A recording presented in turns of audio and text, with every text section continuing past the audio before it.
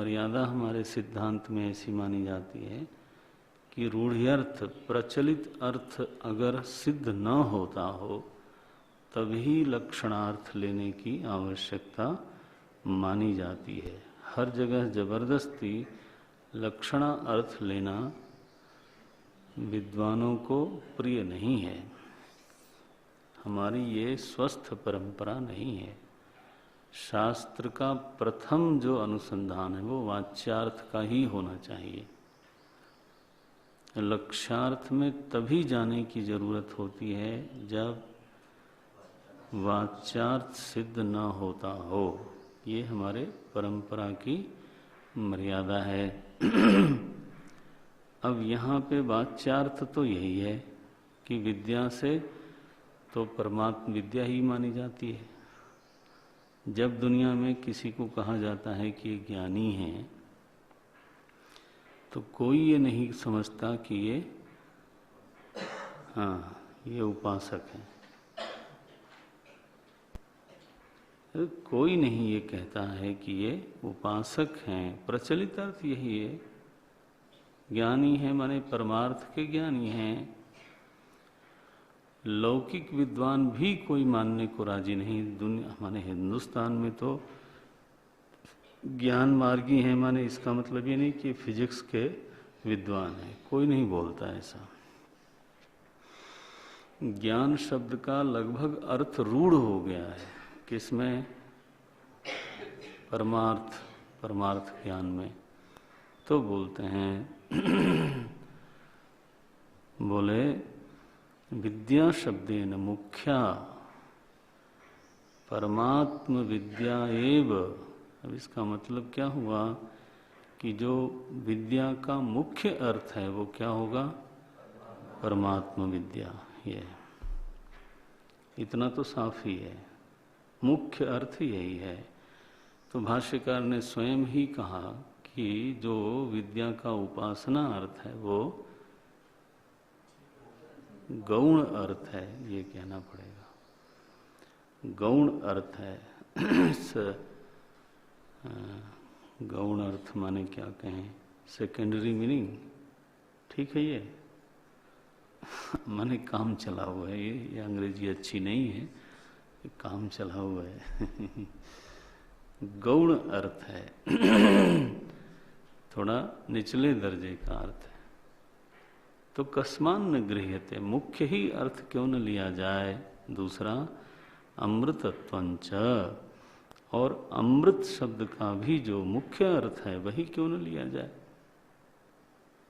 देखो समाज में लोग इस तरह के प्रश्न करते हैं। जब आप जाते हो समाज में तो विश्वेश चैतन्य के कमरे में झूं किया विद्वानों ने और ये महाराज चुप भी रह जाते हैं। फिर या बात भी करें तो दोनों अपनी अपनी जगह पर अड़े रह करके फिर विश्राम करने जाते हैं। निगमन अब वो नहीं मानेंगे तो जबरदस्ती थोड़ो आप निगमन करा लोगे।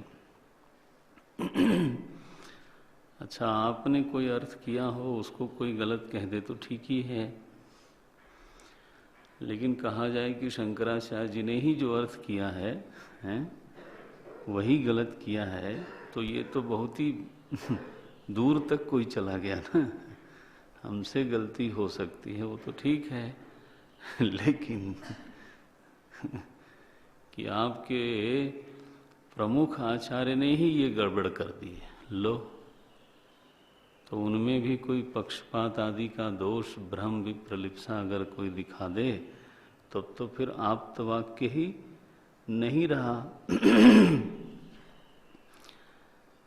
महाराज प्रमाण बुद्धि तभी सिद्ध होती है जब भ्रम, विप्रलिप्सा, प्रमाद, करुणा पाठव आदि दोष शिष्य को न दिखाई दें। तो आचार्य की जिम्मेदारी बढ़ जाती है। बोले उनको भी कभी कभी भ्रम होता है।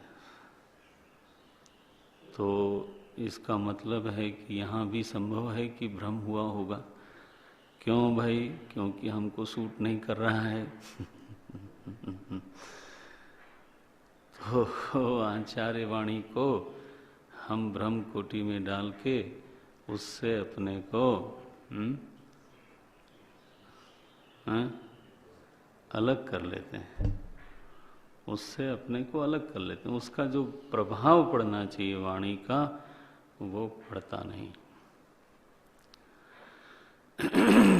जब यह श्रद्धा जागृत हो जाए, सत्य बुद्ध्यावधारणा, कि जो वाणी कह दी गई, लिख दी गई, वो तो सही ही है। अब चाहे वो मुझे अनुकूल पड़े, चाहे वो प्रतिकूल पड़े, समझ में आवे, चाहे हमको आज समझ में ना आवे, लेकिन जहाँ तक उनकी वाणी का प्रश्न है, वो तो प्रामाणिक ही है। ये तो आप सभी लोग शायद आचार्य बनोगे तो जिम्मेदारी समझ लेना। मैंने पहले भी बोला है कि क्रीड़ा क्षेत्र बनाने में कोई जिम्मेदारी नहीं रहती, और फिर सुनने वालों के चित्त में भी कोई प्रमाण बुद्धि नहीं रहती, मनोरंजन हो जाता है कि आज ये मूड है तो ये अर्थ कर दिया। कई जो है वो महानायिका है, पहले दिन मूड आया, हमने प्रतिपादन कर दिया कि उसी की वजह से रामायण हुआ, उसी की वजह से केवट मिलन हुआ, उसी की वजह से। अब उसमें कोई दिक्कत नहीं है, कर सकते हैं। कोई बीच में अंतर कथा कहीं से ले आ सकते हैं, हम ही कर सकते हैं। दूसरे दिन मूड दूसरा था, हमने सिद्ध कर दिया कि कैकेयी ही खलनायिका थी। लो, अब जो श्रोता है वो कहेगा कि ये तो मूड की बात हुई, निश्चित अर्थ क्या है वो बताओ। निश्चित अर्थ दोनों नहीं हो सकता है ना, अग्नि उष्ण भी हो और शीतल भी हो, तो ये तो मूड की बात हो गई।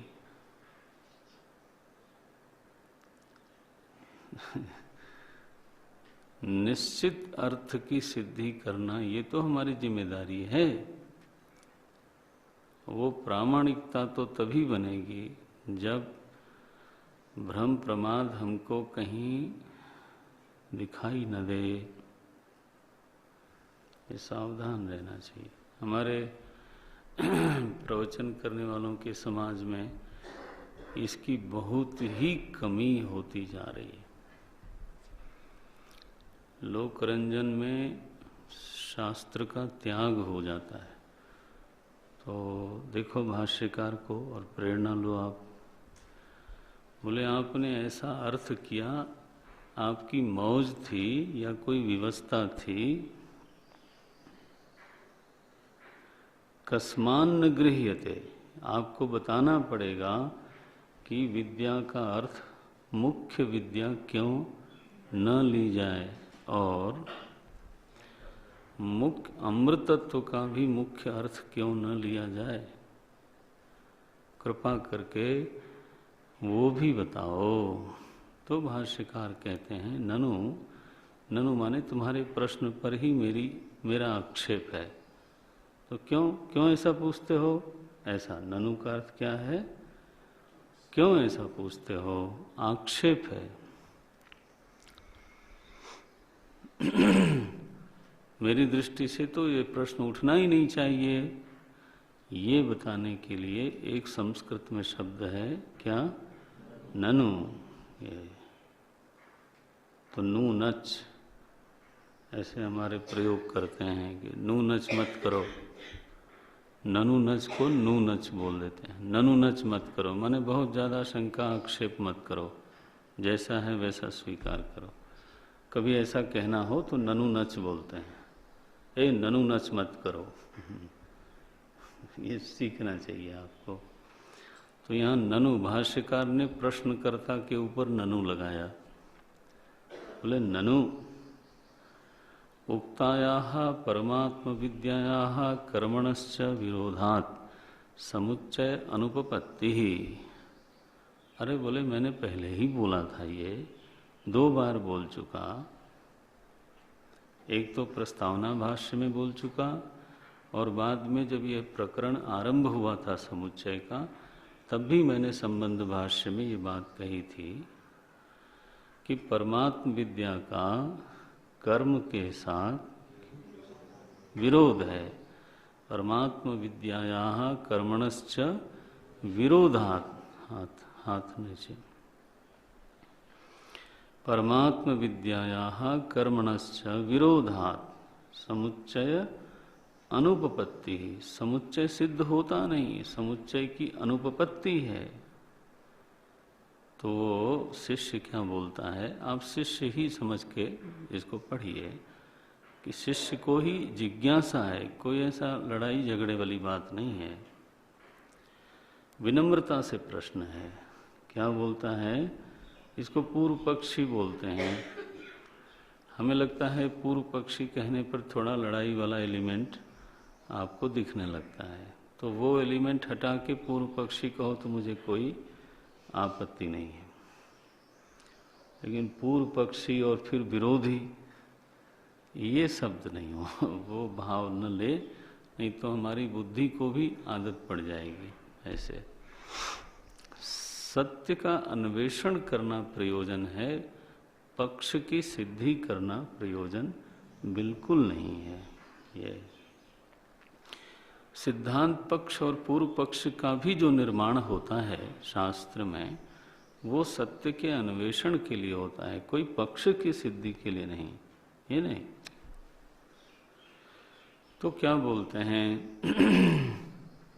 सत्यम, ये बात जो आपने पहले बताई थी कि परमात्म विद्या में और कर्म में परस्पर विरोध है और इसलिए समुच्चय नहीं हो सकता, वो मुझे याद है। कोई सांदीपनी हिमालय के विद्यार्थी थोड़ो हम हैं, याद रहता नहीं। नहीं, ऐसा नहीं है, याद रखना चाहिए, इतना ही प्रयोजन है कहने का। याद है उनको, सत्यम सत्य है। फिर क्यों पूछते हो? जब तुम्हें याद है और तुम सुन चुके हो, फिर पूछते क्यों हो? बोलो उसका हेतु है प्रभु। क्या हेतु है? विरोधस्तु न अवगम्यते। अब ये बहुत बड़ा वचन है। विरोध तो प्राप्त नहीं होता। अरे बोले मैंने बताया था, बताया तो था अपने, लेकिन मेरा भी एक मत है, मेरा भी एक पक्ष है। क्या कहना चाहते हो आप?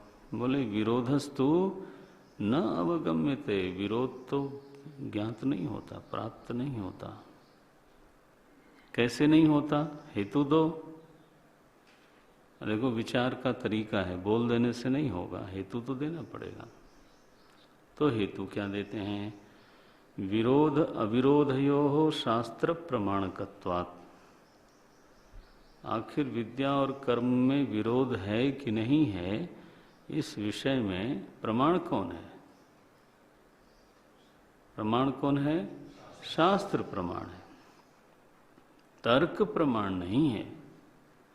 शास्त्र प्रमाणकत्वात्, ये तो शास्त्र प्रमाण है इस विषय में।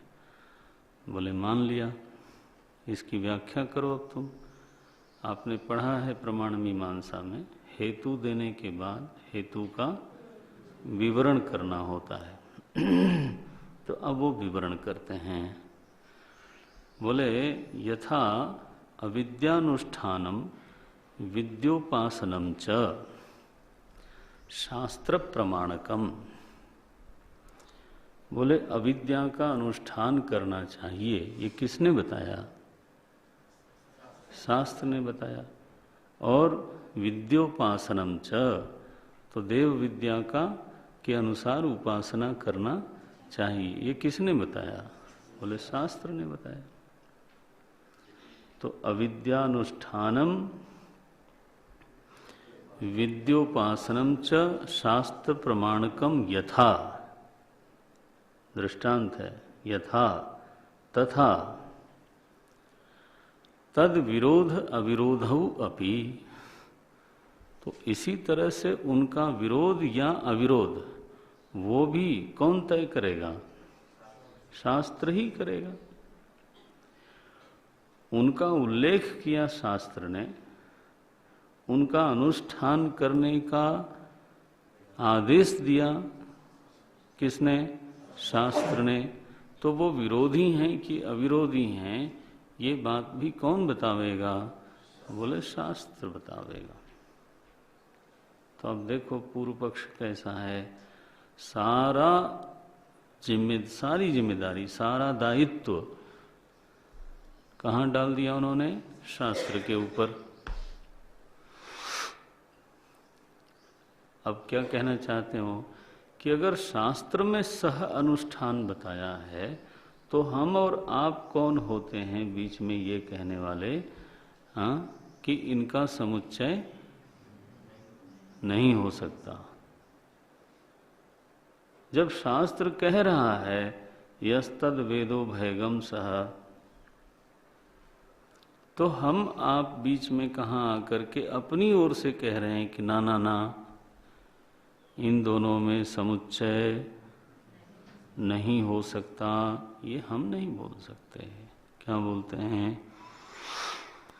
यथा च, अब एक और दृष्टांत दिया, शास्त्र के ही विरोध और अविरोध। ये बहुत बढ़िया दृष्टांत है, जो लोग विद्वान लोग हैं उनको बहुत भाएगा ये। क्या बोलते हैं? यथा च, देखो आप शास्त्र में एक इसी प्रकार का एक विरोध और अविरोध दोनों ही आया है। क्या आया है? बोले न हिंस्यात् सर्वा भूतानीति शास्त्रात् अवगतम। शास्त्र से मालूम पड़ा, शास्त्र से जानकारी मिली। क्या मिली? कि किसी भी भूत की हिंसा नहीं करनी चाहिए। न हिंस्यात् सर्वभूतानि, माने किसी भी भूत मात्र की हिंसा नहीं करनी चाहिए। इति शास्त्रात् अवगतम, शास्त्र ने ऐसा हमको बताया, कहा और हमको जानकारी मिली। अब हमने जीवन में इस वाक्य को धारण कर लिया। और फिर हम गए, कहीं यज्ञ हो रहा था तो वहाँ एक पशु बंधा हुआ था बलि के लिए। पूछा हमने, ये पशु किस लिए बंधा है यहाँ पर टीका वीका लगा करके? तो बोले कि इसकी बलि होगी। अरे बोले शास्त्र में लिखा है क्या? न हिंस्यात् सर्वभूतानि। और आप वैदिक यज्ञ कर रहे हो और फिर आप हैं हिंसा करने जा रहे हो। तो शास्त्र की आज्ञा के विरुद्ध आप कुछ करने जा रहे हो। तो भाष्यकार लिखते हैं पूर्व पक्ष की ओर से, न हिंस्यात् सर्वभूतानीति शास्त्रात् अवगतम पुनः शास्त्रेणैव बाध्यते। अपने पूर्व आदेश को शास्त्र के द्वारा ही फिर बाधित किया जाता है। शास्त्रेणैव बाध्यते, माने पहले का दिया हुआ आदेश शास्त्र ही बाधित कर देता है, रोक देता है उसको। और क्या कहता है? अध्वरे पशुम हिंस्यादिति। लो, अध्वरे माने यज्ञशालायाम, यज्ञ में, एक विशिष्ट यज्ञ में पशु की हिंसा करनी चाहिए। लो, तो ये कोई सामाजिक नियम वाला बात नहीं है ना। वैदिक अनुष्ठान में अगर कोई विशिष्ट अनुष्ठान कर रहा है, ध्यान दो इस पर, तो विशिष्ट अनुष्ठान के जो तौर तरीके शास्त्र में बताए हैं वही प्रमाण है। मानवीय संवेदना अथवा सामाजिक चेतना उसमें प्रमाण नहीं मानी जा सकती। तो फिर सामाजिक कर्म करो, सामान्य कर्म करो। जब आप वैदिक कर्म करो और कहो कि मैं कॉमन सेंस के अनुसार यज्ञ की वेदी बनाऊंगा, तो कॉमन सेंस वाला काम करो। फिर वैदिक कर्म क्यों करते हो? आप कहो मैं तो कॉमन सेंस से घर बनाऊंगा, तो अपना बना लेना, दूसरे का न बनाना। नहीं तो बोले मैं तो कॉमन सेंस से पुल बनाऊंगा, तो ये देखो एक कॉमन सेंस बहुत अच्छी चीज है लेकिन जिस कर्म की जो आवश्यकताएं उस शास्त्र ने बताई हैं, है ना, तो वो आवश्यकताएं पूरा किए बिना वो कर्म पूरा होता नहीं। शटरिंग हमने लगाई, बहुत ही घटिया दृष्टांत दे रहा हूँ, सुबह सुबह शटरिंग लगाई, लिंटर डाल दिया और तीसरे दिन निकालने लगे। बोले क्यों? अरे बोले ठीक हो गया, अब दूसरी जगह लगाना है बाकी। तो वो कहते हैं 20-22 दिन छूना नहीं। अरे बोले ये सब ऐसे इंजीनियरिंग सब ऐसे ही बोलते रहते हैं। अच्छा, इंजीनियरिंग ऐसे ही बोलते रहते हैं, आप क्या बोलते हो? बोले मैं स्वयं प्रमाण हूँ इस विषय में देखो वो नहीं चल सकता ना। अरे बोले लोहे तो डालना है, कैसे भी आड़ा तिरछा डाल दो, मोटाई क्या होगी लोहे की? अब बोले कोई भी ले आओ। तो किस तरह की छत में या बीम में या स्तंभ में, पिलर में कितना लोहा पड़ेगा, उसकी मोटाई क्या होगी, वो बंधेगा कैसे, ये बात कॉमन सेंस से तय होगी। ये जो सिविल इंजीनियरिंग है जी महात्मा, वही तय करेगा ना। तो जब आप कंस्ट्रक्शन में इस बात को मानते हो कि उसका शास्त्र ही प्रमाण है, तो फिर वैदिक अनुष्ठान में आप कहाँ से प्रमाण भूत चले आ रहे हो जनाब? लाओ आपको माला पहनाता हूं ये मत करो, कोई बाध्यता थोड़ो है, लेकिन करो फिर तो उस विषय में जो प्रमाण है उसको स्वीकार करो। मंदिर बनाएंगे लेकिन मंदिर शास्त्र के अनुसार नहीं बनाना है। कैसा बनाना है? बोले जैसे कार का शोरूम होता है, आजकल हिंदुओं में बड़ा प्रचलन हो गया। जैसे कार का शोरूम होता है ना, 4-5 खाने बनते हैं, एक एक कार खड़ी रहती है। कभी कभी ऐसा लगता है, आपको अटपटा तो लगेगा लेकिन बोल देता हूँ मैं, एक लाइन से सारे देवताओं को खड़ा कर देते हैं और कई बार तो उनके आगे ग्रिल भी लगा देते हैं। ऐसा वश ग्रिल लगा देते हैं या फिर शीशा लगाते हैं, चमकते रहे महाराज। वो गर्भगृह, सभागृह, जो मंदिर का विज्ञान है, उसका अपना एक शिल्प है, वो नहीं करना है। प्रतिष्ठा की अपनी एक विधि है। अभी आप लोगों ने देखा, छोटी सी विधि अपनाने में कितना करना पड़ा। बोले हम तो कॉमन सेंस से करेंगे, तो मत करो ना, करने की क्या जरूरत है? कोई आपको विवश थोड़ो कर रहा है करने को।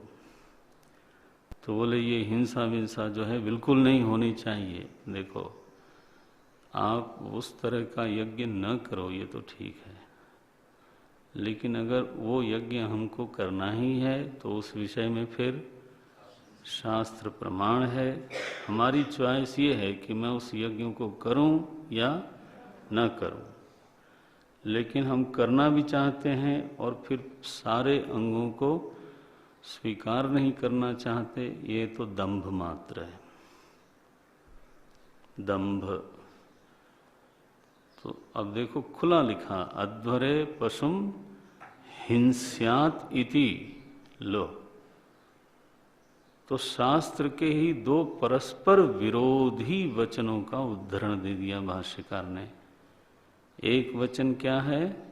हाँ, मां हिंस्यात सर्वा भूतानि, एक वचन ये है। और उस वचन का बाध्य किया है, उस वचन को बाधित कर दिया, शास्त्रेण एव बाध्यते, अध्वरे पशुम हिंस्यादिति।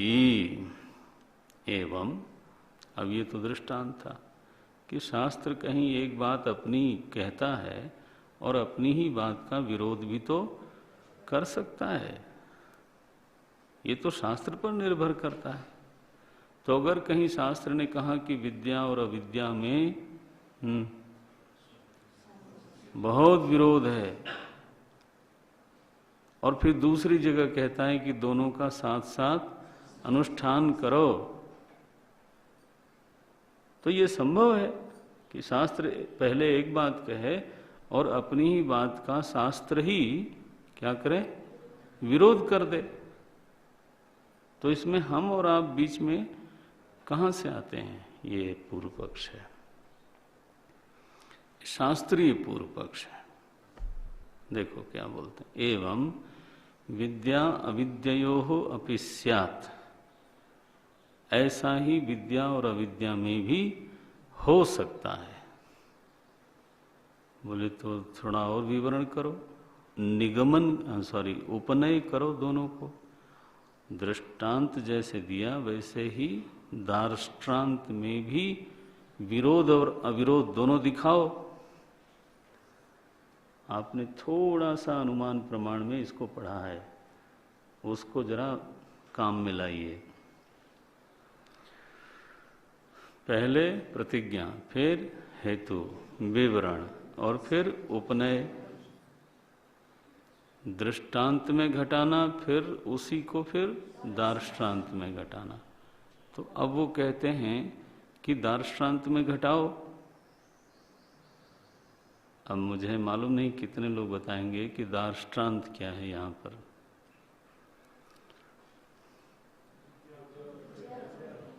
हाँ, विद्या और अविद्या का विरोध और अविरोध है। तो बोले इसको घटाओ। क्या घटाना है?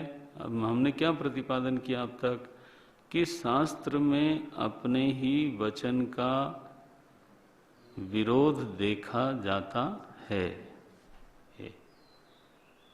ये हमने उदाहरण देकर के बता दिया कि शास्त्र किसी प्रसंग में एक आदेश देता है, दूसरे प्रसंग में अपने ही आदेश का वो खंडन कर सकता है। और ये कोई अस्वाभाविक नहीं है। क्यों नहीं है? अरे आप लोग नहीं करते हो क्या? कभी कोई प्रसंग में आप एक बात बोलते हो, मानो प्रसंग बदल गया, तो आप अपनी ही कही हुई बात को काटते हो कि नहीं काटते? बोले उसको छोड़ो। अरे बोले आप ही ने कहा था। मैंने ही कहा था, लेकिन वो तो प्रसंग दूसरा था, प्रकरण दूसरा था। एक आदमी को प्यास लगी, अब उसने कहा पानी लाओ। आप गए पानी लाने, बीच में उसको पानी मिल गया, पी लिया उसने। बोले पानी की जरूरत नहीं है। और बोले आप ही ने कहा था, हम तो पिला के छोड़ेंगे नहीं। अरे बोले मैंने ही तो कहा था, लेकिन फिर ये भी बात तो मैं ही कह रहा हूं कि मत लाओ। बोले वो पहली वाली मैं तो मानूंगा, नहीं तो आप अप्रामाणिक हो जाओगे। अब ये ऐसे जो तेजस्वी शिष्य निकला में कि हम तो आपको पिला के ही छोड़ने वाले हैं। अब आपने कहा था पहले। लोक व्यवहार में भी ये बात नहीं देखी जाती कि एक बात जो बात कह दी गई वो हमेशा ही वैसी की वैसी ही बनी रहे, विरोध होता है। तो बोले इसी तरह से शास्त्र में मैं मानता हूं कि विद्या अविद्या का विरोध माना गया है। देखो बहुत बढ़िया दृष्टांत है, कठोपनिषद से लिया है ये। विद्या कर्मणोश्च समुच्चयः न, यह सही है, विद्या और कर्म का समुच्चय नहीं होता है। क्यों नहीं होता?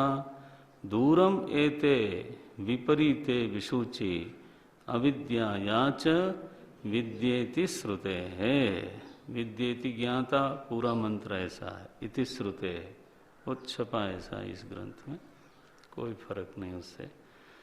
तो बोलते हैं श्रुति ने कहा, इति श्रुते है, श्रुति ने खुद कहा कि विद्या और अविद्या कभी करीब नहीं आते, दूरम दूरम एते, ये दूर दूर हैं, और न केवल दूर दूर हैं बल्कि विपरीते।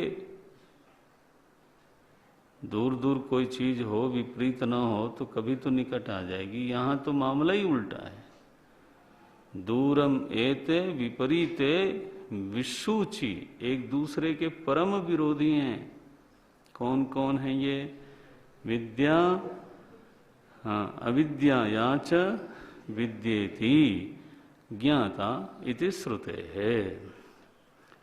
सो विद्याम च अविद्या। अच्छा, तो एक श्रुति ने ये कहा कि दोनों विपरीत हैं, दोनों दूर दूर हैं, इसलिए दोनों का सन्निकट होना संभव नहीं है, समुच्चय नहीं हो सकता।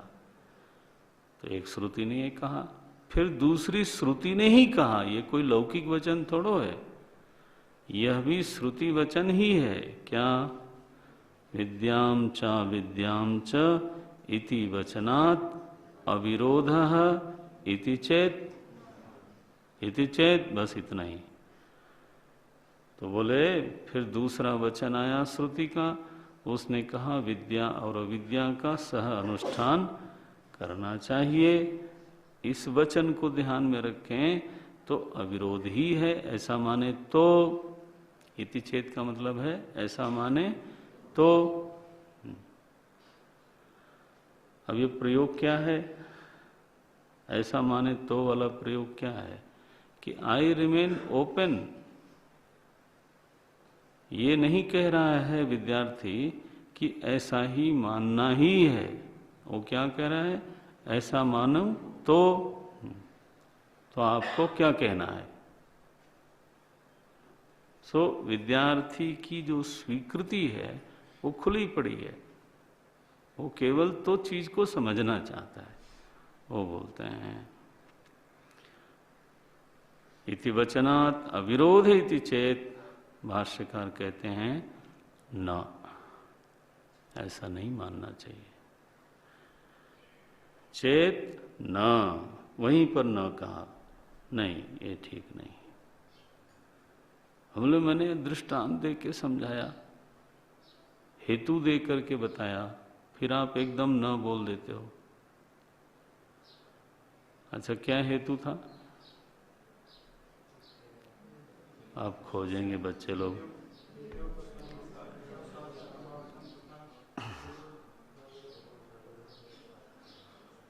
प्रमाणकत्वात्, शास्त्र प्रमाणकत्वात्, ये हेतु ये विरोध अविरोधयोः शास्त्र प्रमाणकत्वात्। विरोध अविरोध में प्रमाण है शास्त्र। उसका दृष्टांत दिया हिंसा का, और फिर उसका उपनय करके दिखाया विद्या अविद्या में कि कठोपनिषद की श्रुति समुच्चय का निषेध करती है और ईशावास्य की श्रुति समुच्चय का प्रतिपादन करती है। तो ये दोनों में ही शास्त्र प्रमाण है, अविरोध में भी शास्त्र प्रमाण है और विरोध में भी शास्त्र प्रमाण है। ये देखो, ऐसे विचार करने का एक तरीका सीखना चाहिए। हेतु कायदे से देना चाहिए, फिर विवरण हेतु का करने आना चाहिए, फिर आपको दृष्टांत भी मालूम होना चाहिए, फिर उपनय भी करना चाहिए। अब फेंके जा रहे हैं वो नहीं चलता। देखो, सीखना है, चर्चा करना कैसे, विचार करना कैसे, वो सीखना चाहिए, तब जाके कोई चीज कस जाती है। बिल्कुल निश्चायक वृत्ति उत्पन्न होती है कि नहीं जी, तर्क से विचार से ये तय हो चुका है, अब तो ये अर्थ अखंड है, ऐसा निर्णय होना चाहिए। भाष्यकार ने कहा भाई नहीं, ये ठीक नहीं है आपका कहना। बोले क्यों? हमने, चलिए आपको भी हेतु देना पड़ेगा। अगर आपने कहा न तो फिर आपको भी हेतु तो देना पड़ेगा। तो क्या हेतु देते हैं भाष्यकार? हेतु स्वरूप फल विरोधात, दृष्टि वहीं रहनी चाहिए, बुद्धि भी वहीं रहनी चाहिए। हेतु फल स्वरूप विरोधात। देखो जी, विद्या माने कर्म, कर्म का हेतु अलग है, कर्म का फल अलग है, कर्म का स्वरूप अलग है। इसी तरह से परमार्थ विद्या का हेतु अलग है, परमार्थ विद्या का फल अलग है, और परमार्थ विद्या का स्वरूप भी अलग है। ये मतलब हुआ। हेतु जो दिया उन्होंने वो 3 बातों पर दिया, हेतु स्वरूप फल विरोधात। अब देखो इसका विवरण करते हैं। विद्या अविद्या अविरोध विरोधयोः विकल्प संभवात् समुच्चय विधानात् अविरोध एवैति चेत न। तो पूर्व पक्ष ने कहा कि वैकल्पिक मान लीजिए इसको, कभी विरोध है और कभी अविरोध है। बोले वैकल्पिक क्यों माने, विकल्प संभव क्यों माने? क्योंकि शास्त्रार्थ क्या लिखते हैं, क्योंकि समुच्चय विधानात्, क्योंकि शास्त्र में समुच्चय का विधान किया गया है। यस, कहीं पर समुच्चय का विरोध भी बताया गया, लेकिन यहाँ पर समुच्चय का विधान किया गया है, इसलिए कभी विरोध और कभी अविरोध। ऐसा विकल्प करें तो बोले ऐसा क्यों सोचते हो भाई, तुम बड़े मीठे हो, लेकिन तुम ऐसा सोचते क्यों? बोले महाराज सोचते इसलिए हैं क्योंकि शास्त्र के किसी भी वचन का मैं त्याग नहीं करना चाहता। यह है प्रेमी, शास्त्र प्रेमी। वो चाहता है कठोपनिषद वाला वाक्य भी ठीक रहे और ईशावास्य उपनिषद वाला भी वाक्य ठीक रहे, दोनों को मैं तो संभालना चाहता हूँ। अरे तो आप क्या करना चाहते हो कि एक को छोड़ना चाहते हो? बोले ऐसा न कहो भाई। हमने तो लक्षणा से अर्थ करके ईशावास्य उपनिषद का अर्थ भी संभाला है, और वो ऐसा अर्थ निकला है जो कठोपनिषद के अर्थ से मेल खाता है। ये